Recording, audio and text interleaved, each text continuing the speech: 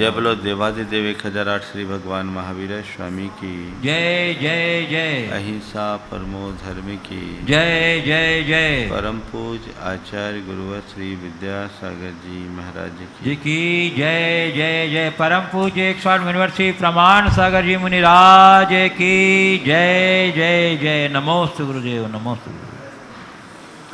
हमारी चित्त की धारा निरंतर प्रवाहित रहती है। एक धारा है जो बाहर की ओर जाती है और एक धारा है जो भीतर की ओर जाती है। बाहर की ओर जाने वाली धारा हमें प्रायः उलझाती है, भटकाती है, और भीतर की ओर मुड़ने वाली धारा हमें शांति, प्रसन्नता और आनंद देती है। धर्म साधना में और कुछ नहीं करना है, अपनी बाहर की धारा को मोड़कर अंतर्मुखी बनाना है। जैसे ही हमारी धारा का प्रवाह मुड़ता है, हमारे जीवन की दिशा और दशा परिवर्तित हो जाती है। कुंडलपुर में 12 भावनाओं की चर्चा प्रारंभ की थी। बिहार के क्रम में वह प्रवाह अवरुद्ध हो गया। आज उसी प्रवाह को आगे बढ़ा रहा हूँ। आश्रव भावना के संदर्भ में चर्चा करते हुए मैंने कहा था कि हर प्राणी के भीतर कर्म का प्रवाह अनवरत आ रहा है और वह प्रवाह हमारी आत्मा में विकृति उत्पन्न कर रहा है। जब कभी हम देखते हैं कहीं से गंदा पानी आ रहा हो, उसकी बदबू फैलती हो, तो आप क्या करते हैं? सबसे पहले उस प्रवाह को रोकते हैं। हमने सुना कि आज लोक की गंदगी से गंगा जैसी पवित्र नदियाँ, गंगा जमुना जैसी सारी पवित्र नदियाँ प्रदूषित हो गई थी। गनीमत है कि लॉकडाउन से उनमें वापस स्वच्छता आई। इस प्रदूषण का कारण क्या?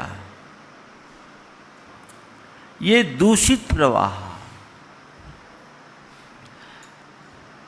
जैसे नदी नाली दूषित प्रवाह से गंदे हो जाते हैं, वैसे हमारी दुष्प्रवृत्तियों के प्रवाह से हमारी चेतना भी विकृत हो रही है। आवश्यकता और अपेक्षा कुल इतनी है कि हम उस प्रवाह को रोकें, यथाशीघ्र रोके, यथासंभव रोके। लोक में ये सावधानी आप हमेशा रखते हैं। बाहर से धुआं आ रहा है, तुरंत खिड़की बंद कर देते हैं, क्योंकि धुआं अंदर जाएगा, घुटन होगी। संत कहते हैं, आश्रव के प्रवाह को देखते हुए उसे रोकने का पुरुषार्थ क्यों नहीं करते? मेरे मन की, मेरे वचनों की, मेरे शरीर की प्रवृत्ति से कर्म का प्रवाह आ रहा है और मेरी चेतना को विकृत कर रहा है। यदि ये अनुभव और एहसास तुम्हारे अंदर है, तो उस प्रवाह को रोकने का उद्यम करने में विलंब क्यों? विडंबना ये है कि ज़्यादातर लोगों को इसका बोध या भान ही नहीं है। मेरे द्वारा कुछ गलत किया जा रहा है, इसका बोध ही लोगों के द्वारा नहीं है। कर्म मुझसे बंध रहे हैं, इसका भान बहुत कम लोगों को है। बस कभी कभार ये तब होता है जब कोई दुष्कर्म करने की बात आती है, अरे नहीं भैया ये दुष्कर्म मुझे नहीं करना, इससे पाप लगता है। अच्छी बात है, एक सभ्य इंसान कोई अपराध करने के लिए उत्साहित नहीं होता, कोई दुष्कर्म करने के लिए तत्पर नहीं होता, क्योंकि वो जानता है कि इसका परिणाम बुरा है और वो उससे बचता है। संत कहते दुष्कर्म का परिणाम तो बुरा है ही, पर 24 घंटे चलने वाले खटकर्म का भी तो परिणाम है। उस खटकर्म के प्रति जागरूक कब होगे? प्रवृत्तियां निरंतर जारी है और जब तक प्रवृत्तियां होगी उसका परिणाम भी जरूर मिलेगा। अपने प्रवृत्तियों के प्रति जागरूक हो और अपनी चेतना की सुरक्षा करो। प्रवृत्तियों के प्रति जागरूकता जीवन की सबसे बड़ी जरूरत है। आश्रव भावना के संदर्भ में चर्चा करते हुए मैंने कहा था कि मन, वाणी और शरीर की क्रियाओं से कर्म आ रहे हैं, निरंतर आ रहे हैं। ये अनुभव करने की कोशिश करो। जिन कारणों से आ रहे हैं उन कारणों का निवारण करने का प्रयास करो।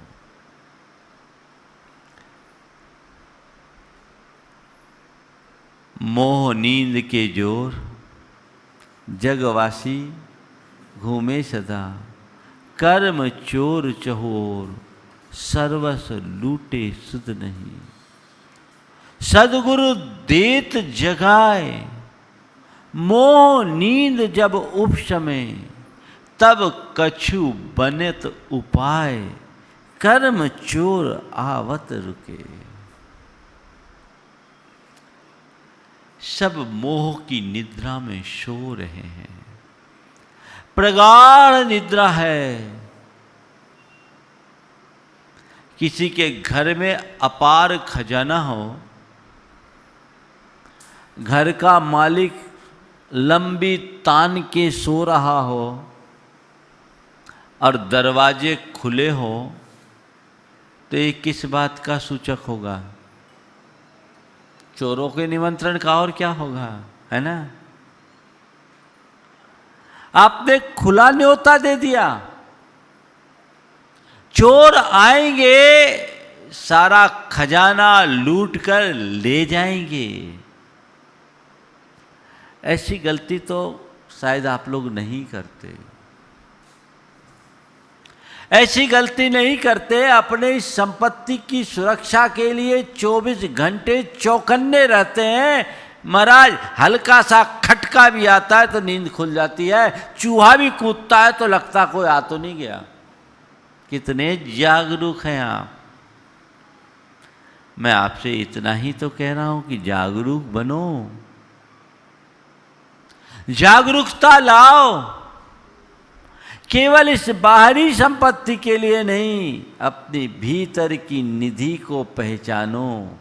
बाहर की संपत्ति तो कोई चुरा भी ले तो दोबारा फिर से उपार्जित की जा सकती है, लेकिन भीतर की संपत्ति के नष्ट हो जाने के बाद दोबारा उसे उद्घाटित कर पाना बहुत कठिन है, बहुत कठिन है। उस निधि को पहचानो। इसलिए मोह की निद्रा त्यागो। एक घर में पति पत्नी सो रहे थे। अचानक धर्म पत्नी को कुछ आहट से हुई, वो चौकन्नी हुई, देखी तो लगा कि कुछ चोर आ रहे हैं। उसने अपनी पति को जगाया, देखो ऐसा लग रहा है अपने घर में कुछ लोग आ रहे हैं, आप उठो। उठता हूं। देखो अपने घर में ही प्रवेश कर रहे हैं, उठ जाओ। उठता हूं। उसने कहा देखो अपने घर के मुख्य कक्ष में प्रवेश कर गए हैं, तिजोरी तोड़ रहे हैं, उठ जाओ। उठता हूँ, सारा माल समेट कर गठरी बांध कर निकल रहे हैं, अभी भी उठ जाओ, चिल्ला दो, मोहल्ले पड़ोस के लोग जाग जाएंगे तो अपना बचाव होगा। हाँ उठता हूँ। चोर सारा माल लेके चले गए। अब पति देव उठे, क्या बोल रही थी? बोले अब आप सो जाओ, अब सो जाओ। जब सब खो गया तब उठने का क्या मतलब? संत कहते जागो निद्रा त्यागो। तुम्हारा गुण वैभव क्षण क्षण छीन हो रहा है, तुम्हारी आत्म संपदा को कर्मचोर लूट रहे हैं, इसका कुछ भान है? जिस दिन तुम जाग जाओगे जीवन की दिशा बदल जाएगी। सद्गुरु दीत जगाए, मोह नींद जब उपशमे।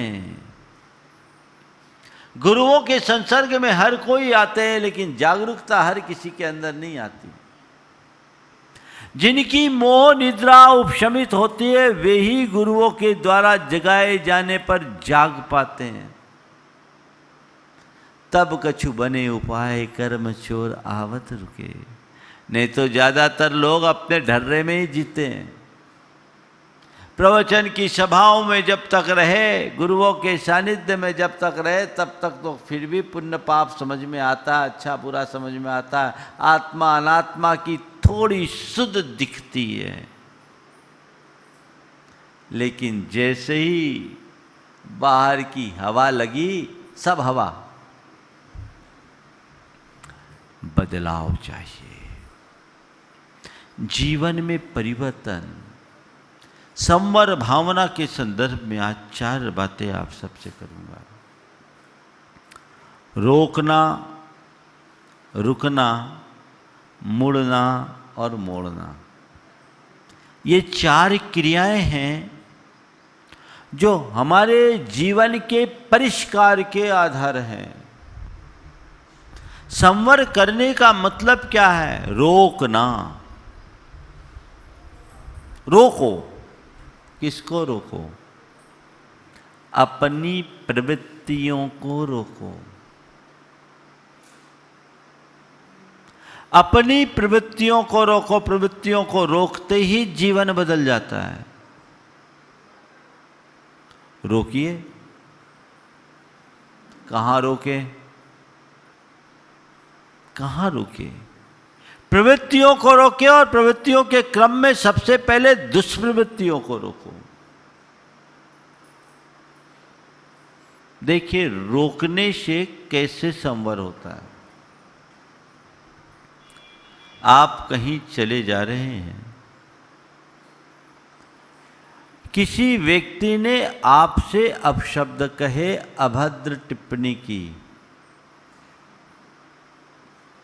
मन में क्या प्रतिक्रिया आती है? एक की जगह 10 सुनाने की ताकत तो है। महाराज पूछो नहीं, हम तो लोडेड स्टेन गन है। एक बार स्टिकर दबा तो धाए धाए धाए धाए धाए धाए चालू होता है। होता है ना? क्या किया आपने? एक क्रिया की प्रतिक्रिया स्वरूप आपने कितने कर्म को बांध लिया। उस घड़ी थोड़ा सा विचार और विवेक जगा और आपने अपने आप को रोक लिया। छोड़ो, बात बढ़ाने से क्या फायदा, बोला ही है, बोलने दो, ऐसा तो बोलते ही रहते हैं। क्या हुआ? क्या हुआ? क्या हुआ? इसी का नाम संवर है। आपने अपने आप को रोका, यानी विवाद से भी बचे और पाप से भी बचे। कई जगह आप अपने आप को रोक लेते हो। कई लोग बोलते महाराज रोकते बनता नहीं है। ऐसी बात नहीं है। रोकते बनता है, रोकना नहीं चाहते, ये बात अलग है। देखो कई जगह ऐसा मौका आता है जब आपसे कोई भारी व्यक्ति हो और वो व्यक्ति आपको कुछ बोले तो क्या करते हैं? चुपचाप, चुपचाप सुन लेते कि नहीं सुनते? सबसे ज़्यादा मज़ा तो आप लोगों की दुकानों में होता है, कितने को झेलना पड़ता है। और फिर अगर लेडीज आइटम की दुकानें हो तो फिर क्या कहना, कितना झेलते हो कि नहीं झेलते हो? हाँ, कई तरह की टिप्पणियां होती है, आप उसे सुनते हो और मुस्कुरा करके जवाब देते हो। क्यों? वहां आपने अपने आप को रोक रखा है। क्यों रोका है? मन में विवेक है कि ग्राहक के साथ मुझे सौम्य व्यवहार करना है। ग्राहक के साथ यदि दुर्व्यवहार करूंगा तो धंधा ही बैठ जाएगा। ये विवेक है ना, इससे मेरा हित बाधित होगा, ये विवेक है ना।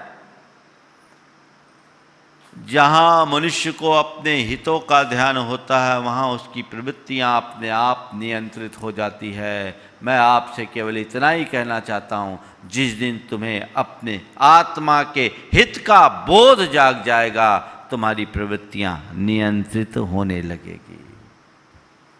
विवेक जगाओ, हर प्रवृत्ति पर रोक लगाओ। हमारे यहां कर्म के आश्रव के 4 कारण बताए: मिथ्यात्व, असंयम, कषाय और योग यानी दुष्प्रवृत्तियां। मिथ्यात्व यानी भ्रांति, आत्मा अनात्मा के ज्ञान से शून्यता, सच्चे देव गुरु और धर्म से विमुखता, ये मिथ्यात्व है। ये हमें गलत दिशा में ले जाता है, दिशाहीन बनाता है। इससे हमारी आत्मा में कर्म की कई परतें जम जाती है। इससे अपने आप को बचाओ। दूसरा, असंयम अर्थात पाप और भोगों में रुचि, पापात्मक प्रवृत्तियां, भोगोन्मुखता, ये असंयम है जो हमारा भारी नुकसान करने वाली है। जितना असंयम तुम्हारे अंदर होगा उतना कर्म तुम्हारे साथ जुड़ेगा। और तीसरा है कषाय। इसके परिणाम तो सब जानते ही हैं। 24 घंटे जब जब कषाय भड़कती है, आत्मा में विकृति उत्पन्न होती है, हमारे आवेग उद्वेग हमें अशांत बनाते हैं। और योग, हमारी प्रवृत्तियां हैं, प्रवृत्तियां रहेगी, लेकिन दुष्प्रवृत्तियां जो कषाय प्रेरित होती है वो हमारा भारी नुकसान करती है। ये हमारा नुकसान करने वाली ये आश्रव है। आज बात है इससे बचने की। तो बचे कैसे? शास्त्रकार कहते हैं बचने के भी 4 उपाय। सम्मतम देशभयम महभयम च जवो कषायानम। सम्यक तो ग्रहण करो, देशव्रत अनुव्रत अंगीकार करो, महाव्रत अंगीकार करो और कषायों को जीतने की चेष्टा करो। ये आश्रव को रोकने वाले, रोकने के लिए ये सब हमें बुद्धिपूर्वक अपनाना पड़ेगा। यदि मेरा चित्त अंधविश्वासों से घुरा है, यदि मेरे मन में कर्म कांडों के प्रति आस्था जुड़ी हुई है, मैं कर्म के चक्र से बच ही नहीं सकता। मुझे अपनी धारा मोड़नी पड़ेगी, बुद्धिपूर्वक मोड़नी पड़ेगी। अब मैं सम्यक के रास्ते पर चलूंगा। भटक चुका था, जब तक मुझे मालूम नहीं था तब तक उस रास्ते पर चला, अब मुझे मालूम पड़ गया तो अब एक कदम भी उस रास्ते पर मुझे नहीं चलना। इसी विश्वास और अवधारणा का नाम तो सम्यक्त है। अभी तक मैं संसार को ही सब कुछ मानता था, पाप को ही उपादेय मान करके चलता था। मुझे ज्ञान नहीं था। अब मेरी आंखें खुल गई गुरु की कृपा से। अब मुझे उस रास्ते पर नहीं चलना। सम्यक तो है, आत्मा और अनात्मा का भेद विज्ञान मुझे करना है। सच्चे देव गुरु और धर्म का अनुरागी बनना है, उनके चरणों में समर्पित होकर के चलना है। जैसे इधर झुके तुम हिंसा और राग के दोष से अपने आप को बचा लोगे और अहिंसा और वीतरागता के उपासक बनोगे। ये एक मार्ग है, तो सम्यक्त को अंगीकार करे। फिर कहा देश व्रत और महाव्रत। छोटा छोटा व्रत संकल्प रोकना है। देश व्रत का मतलब वही नहीं जो हम सुनते हैं, जो हमारे एक प्रतिमाधारी इतना इतना करने के बाद होता है। देश व्रत यानी छोटा व्रत, थोड़ा सा भी व्रत। व्रत यानी संकल्प, प्रतिज्ञा, तुम्हें पाप से बचाता है। लो एक छोटा सा भी, इससे आत्म नियंत्रण जगता है। इसके बिना आत्मशुद्धि भी संभव नहीं। पापों को जिस स्तर पर रोकने की स्थिति बने रोको, ससंकल्प रोको। अपने आप को नियमों में बांधोगे तो रोक लोगे, और नियमों में नहीं बांधोगे तो रोकने में सक्षम नहीं होगे। आप बहुत सारे लोग हैं जिनके जन्म से कुछ संस्कार है और संकल्प है। उस संकल्प के विरुद्ध कैसी भी परिस्थितियां निर्मित होती है, आपका मन कभी नहीं चलता। कोई व्यक्ति जो जैन है कभी भी अभक्ष्य भक्षण की तरफ देखता नहीं, मांस भक्षण की तरफ कल्पना भी नहीं करता। क्यों? क्योंकि उसका संकल्प है और वैसे संस्कार है ना।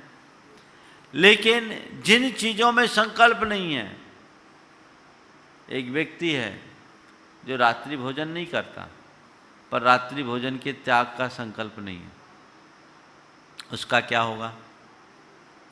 छोटा सा उदाहरण दे रहा हूं। रात्रि भोजन नहीं करता, लेकिन रात्रि भोजन का नियम नहीं है। किसी के यहाँ जाएगा, उसे कोई अनुरोध करेगा, आग्रह करेगा, भैया थोड़ा सा ले लो ना, ले लो ना, ले लो ना, तो धीरे से मन ढीला हो जाएगा, अपने आप को रोक नहीं पाएगा, सोचेगा चलो सामने वाले का मन रखने के लिए कर लो, होगा। पर यदि उसका नियम हो तो कतई नहीं। व्रत प्रवृत्तियों के नियंत्रण के आधार हैं। संकल्प लेना चाहिए। जो कार्य तुम्हें नहीं करना, उससे बचना है, संकल्प लो। ये तुम्हारा व्रत है, और संकल्प हल्का फुल्का नहीं, दृढ़ संकल्प लो। लचीला संकल्प नहीं कि सुबह लो और घंटे बर्बाद खत्म। कई लोगों बार बार संकल्प लेते हैं। एक बार एक दादाजी आए, उनने कहा महाराज हमने 3 बार ब्रह्मचर्य व्रत लिया। हमने कहा दादा उम्र कितनी? बोला 80 वर्ष। अब वो 80 वर्ष की उम्र में 3 बार ले चुका। हम बोले अब तो एक ही बार पर्याप्त थी, अब तुम 30 बार भी लोगे तो कुछ नहीं होगा। नियम पक्का होना चाहिए। मैं समेत शिखर जी में था, एक परिवार आया, उनके साथ एक युवक भी था। परिवार के लोगों ने कहा महाराज इसको कुछ नियम दे दो। हालांकि मैं कहता हूँ कोई को भी गुरुओं के पास लाओ तो नियम की बात मत किया करो, क्योंकि आज की पीढ़ी इसी वजह से भागती है। और मैं किसी को नियम देता भी नहीं। और लोग महाराज के पास ले जाओगे तो नियम दिला दोगे, नियम दिला देंगे। नियम के नाम से लोग डरते हैं। उस परिवार के लोगों ने भी ऐसे ही कहा महाराज इसको कुछ नियम दे दीजिए, नियम नहीं। उसने बोला महाराज मैं कोई नियम नहीं लेता, मैं कोई नियम नहीं लेता। हमने कहा एक काम कर ले, तू यही नियम ले ले कि कोई नियम नहीं लूंगा। नहीं महाराज मेरा नियमों में कोई इंटरेस्ट नहीं। बोले कोई बात नहीं, कोई नियम मत ले, नियम की मैं चर्चा नहीं करूंगा। बातचीत को आगे बढ़ाया, क्या करते हो? बोले महाराज खेलता हूँ। बोले क्या खेलते हो? बोले क्रिकेट खेलता हूँ। अच्छी बात। क्रिकेट खेलते हो तो कैसे खेलते हो? क्या सिस्टम रहता है क्रिकेट का? महाराज क्रिकेट में विकेट होते हैं, क्रीज होते हैं, हम लोगों को क्रीज पर खड़े रहना होता है, बैट्समैन होता है। बोले ठीक है तो क्या करते हो? बल्ला लेके के मैदान में कहीं भी घूम जाते हो? बोले नहीं महाराज उसके नियम है। बल्ला लेके कहीं भी घूम जाते, बोले नहीं महाराज उसके नियम है, क्रीज पर खड़े रहना पड़ता। बोले क्यों, क्रीज छोड़ दो तो? बोले आउट हो जाएंगे। क्या है महाराज जी, नहीं मालूम आपको, आप क्रिकेट खेले नहीं हो।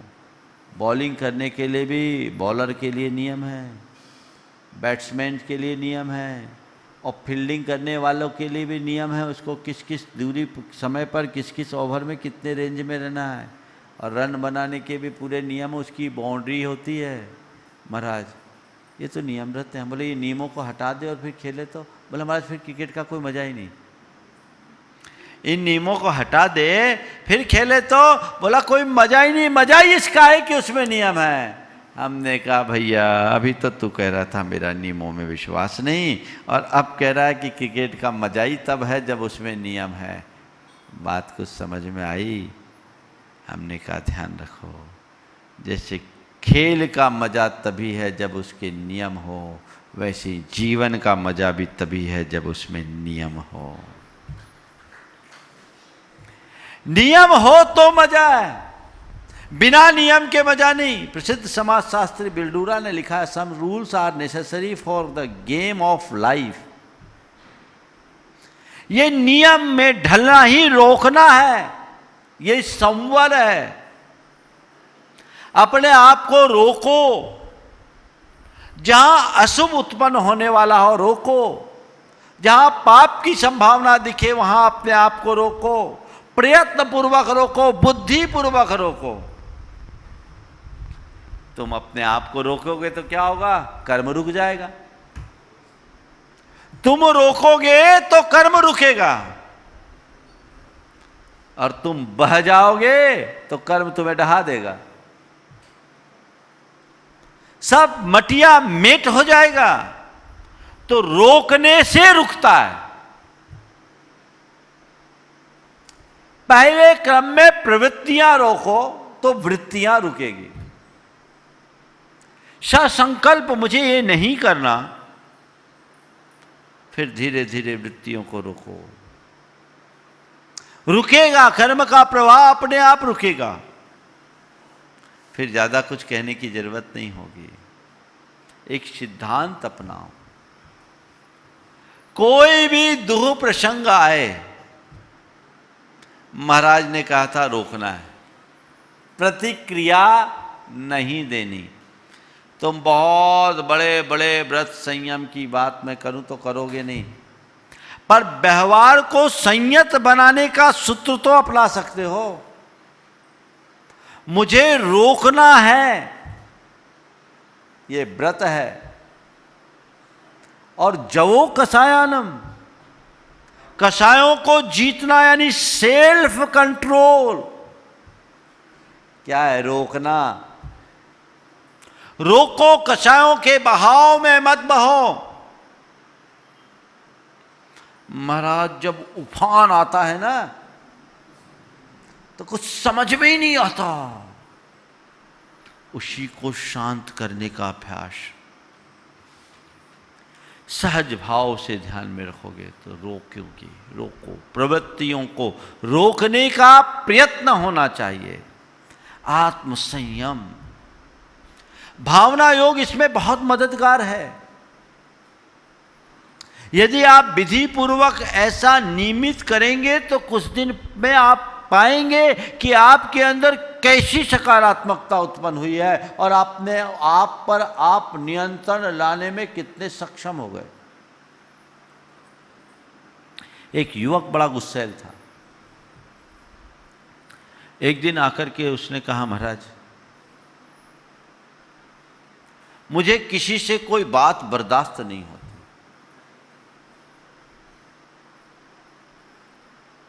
बातचीत के क्रम में मैंने उससे कहा, तुम ये बताओ जीवन में किस तरह के काम को पसंद करते हो, कठिन काम को कि सरल काम को? महाराज मुझे कठिन काम पसंद है,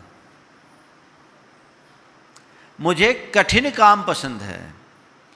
तो मैंने उससे पूछा, ये बताओ कोई आदमी तुम्हें अपशब्द कहे, उस घड़ी में अपने जेब में हाथ डालकर खड़े रहना कठिन है या उसे तमाचा मारना कठिन है? बोले महाराज जेब में हाथ डालना कठिन, मुझे कोई बोल दे मैं तो ठोक दूं। तो हमने कहा तुमने अभी कहा कि मुझे कठिन काम करना पसंद है, सरल काम करना पसंद नहीं है, तो फिर एक काम करो, आज से नियम ले लो कि अब मैं कठिन काम ही करूंगा, मुझे कोई बोलेगा तो मैं जेब में हाथ डाल के रखूंगा। बात उसे जच गई। फिर मैंने कहा देखो वहां रोको, रुकेगा, झगड़ा रुकेगा, विवाद रुकेगा, कर्म रुकेगा, पर रुक के वहां मत रहो, मोड़ो। मुड़ना और मोड़ना, मुड़ो और मोड़ो। पहले मुड़ जाओ, जिस रास्ते पर मैं चल रहा था अब उस रास्ते पर नहीं चलना है, लक्ष्य बनाओ, अपने आप मुड़ जाओ। एक बार उधर पीठ दिखा लोगे तो काम खत्म। लेकिन उसके बाद भी मन के संस्कार हैं जो बार बार इधर उधर भागते हैं, तो प्रयत्न पूर्वक मोड़ो। मैंने उससे कहा कि जब भी ऐसी बात आए अपने आप को मोटिवेट करो कि नहीं, मुझे शांत रहना है, मुझे शांत रहना है, मुझे शांत रहना है, मुझे संयम रखना है, मुझे संयम रखना है, मुझे संयम रखना है। व्यर्थ झगड़ा नहीं बढ़ाना, मुझे शांत रहना है, मुझे संयम रखना है, मुझे शांत रहना है, मुझे संयम रखना है। इस भावधारा से अपने मन को मोड़ दो, मोड़ते ही खेल बदल जाएगा। देखिए, कभी कभी आपने अपने जीवन में अनुभव किया होगा, किसी व्यक्ति पर बहुत जोर से गुस्सा आया हो और अचानक उसने कोई ऐसी हरकत कर दी कि आपका मूड बदल गया, या ऐसा कुछ घट गया कि मूड बदल गया। गुस्सा होता है, ठंडा हो जाता है ना, हाँ? गुस्सा ठंडा, क्या हुआ? मूड बदल गया। यानी क्या हुआ? आपने अपने आप को मोड़ लिया। तो मूड बदलने की कला सीखिए। स्वयं को मोड़ने के दो रास्ते हैं। जिनका अभ्यास होता है वो अपने आप अपना रास्ता मोड़ लेते हैं, और जिनका अभ्यास नहीं होता वो दूसरों के मार्गदर्शन या उनको अतिरिक्त मोटिवेशन की जरूरत होती है, तब मोड़ते हैं। मन को मोड़ना पड़ता है, मन बार बार भागेगा। मन को मोड़ने के दो रास्ते हैं, एक है प्रवाह परिवर्तन और दूसरा है सम्यक दिशा दर्शन। प्रवाह परिवर्तन, जब मन में बहुत उफान हो, आवेग हो, उद्वेग हो, अशांति हो,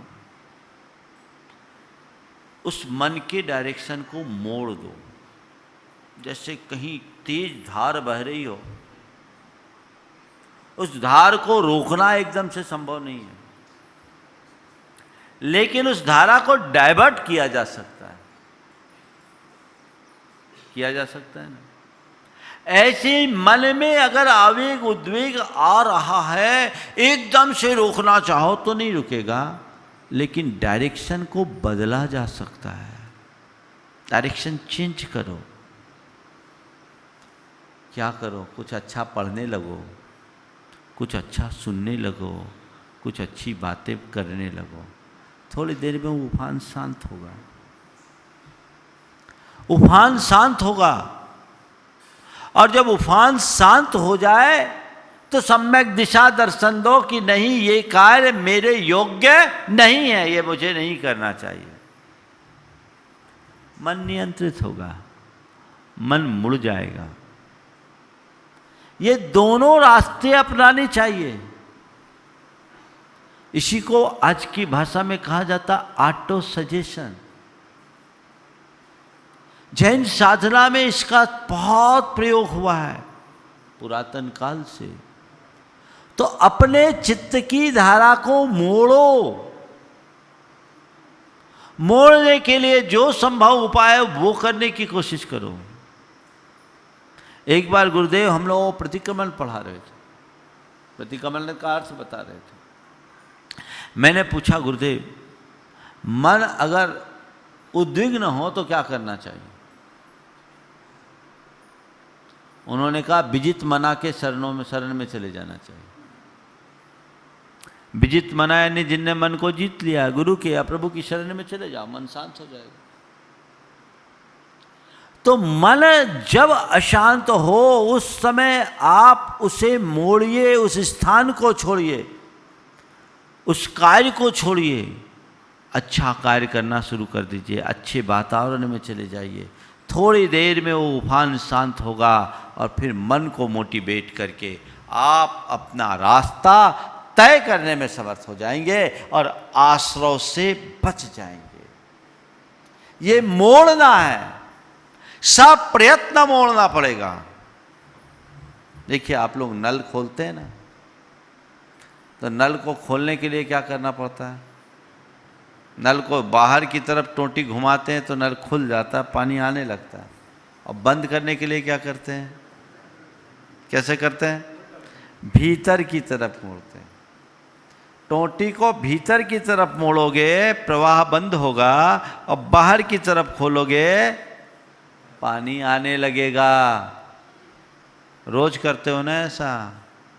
तो बस मैं यही कहता हूँ, अपने चित्त की टोटी को भीतर की तरफ मोड़ दो, कर्म का प्रवाह वहीं थम जाएगा, वहीं थम जाएगा। फिर ज्यादा कुछ कहने और करने की जरूरत नहीं पड़ेगी। एक सूत्र रखो कि बस मैं जितना सहन करूंगा उतना संवर होगा। यदि मेरे साथ कोई दुर्व्यवहार कर रहा है तो मुझे कर्म का संवर करने का अवसर दे रहा है। मेरे साथ यदि कोई बुरी परिस्थिति निर्मित हो रही है, क्षमता रखकर मैं कर्म काटने का मौका पा रहा हूं। इतनी सी तो समझ चाहिए। इष्टानिष्ट संयोग वियोग में स्थिरता जीवन की सबसे बड़ी साधना है। यह अभ्यास होना चाहिए। पर पल पल में लोग खिन्न हो जाते हैं। छोटी छोटी सी बातें लोगों को उद्वेलित कर देती है।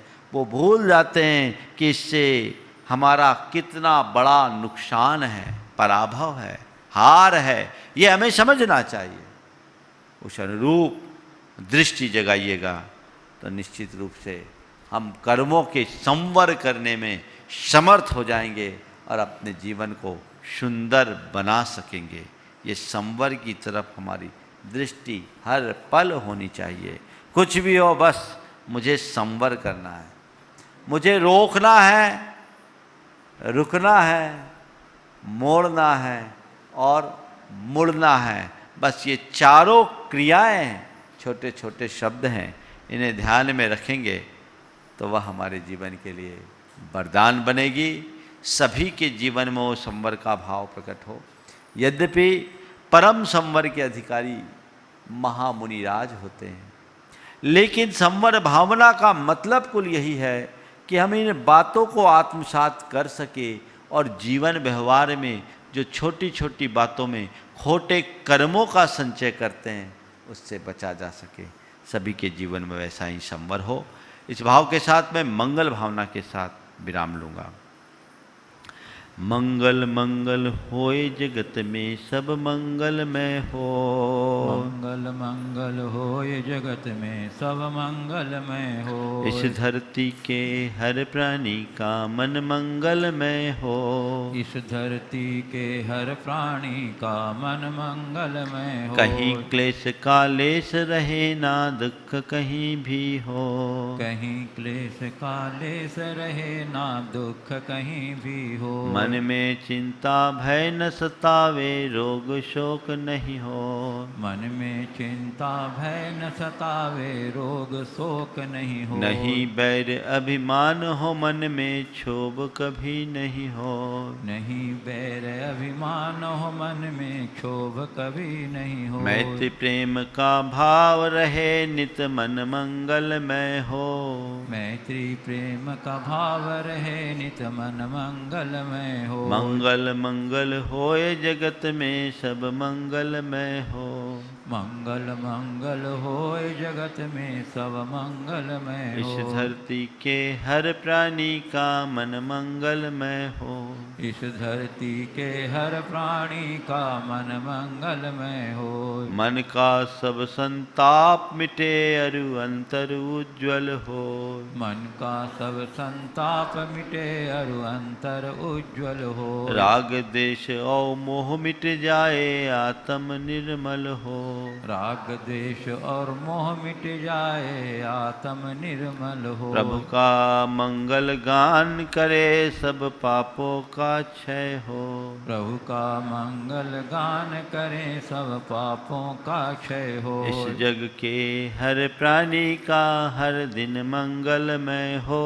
इस जग के हर प्राणी का हर दिन मंगलमय हो। मंगल मंगल होए जगत में सब मंगलमय हो। मंगल मंगल होए जगत में सब मंगलमय हो। इस धरती के हर प्राणी का मन मंगलमय हो। इस धरती के हर प्राणी का मन मंगलमय हो। गुरु हो मंगल प्रभु हो मंगल धर्म सुमंगल हो। गुरु हो मंगल प्रभु हो मंगल धर्म सुमंगल हो। मात पिता का जीवन मंगल परिजन मंगल हो।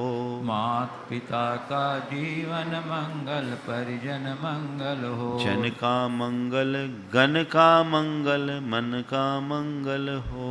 जन का मंगल गण का मंगल मन का मंगल हो। राजा प्रजा सभी का मंगल धरा धर्ममय हो। राजा प्रजा सभी का मंगल धरा धर्ममय हो। मंगल मंगल होए जगत में सब मंगलमय हो। मंगल मंगल होए जगत में सब मंगलमय हो। इस धरती के हर प्राणी का मन मंगलमय हो। इस धरती के हर प्राणी का मन मंगलमय हो। मंगलमय हो प्रात हमारा रात सुमंगल हो। मंगलमय हो प्रात हमारा रात सुमंगल हो। जीवन के हर पल हर क्षण की बात सुमंगल हो। जीवन के हर पल हर क्षण की बात सुमंगल हो। घर घर में मंगल छा जावे जन जन मंगल हो। घर घर में मंगल छा जावे जन जन मंगल हो। इस धरती का कन कन पावन ओ मंगलमय हो। धरती का कण कण पावन और मंगलमय हो। मंगल मंगल होए जगत में सब मंगलमय हो। मंगल मंगल होए जगत में सब मंगलमय हो। इस धरती के हर प्राणी का मन मंगलमय हो। इस धरती के हर प्राणी का मन मंगलमय हो। सब जग में मंगल बढ़े। सब जग में मंगल बढ़े। टले अमंगल भाव। टले अमंगल भाव। है प्रमाण की भावना। है प्रमाण की भावना। सब में हो सद्भाव। सब में हो सद्भाव। जय बोलो परम पूज्य आचार्य गुरुवर श्री विद्यासागर जी महाराज की जय।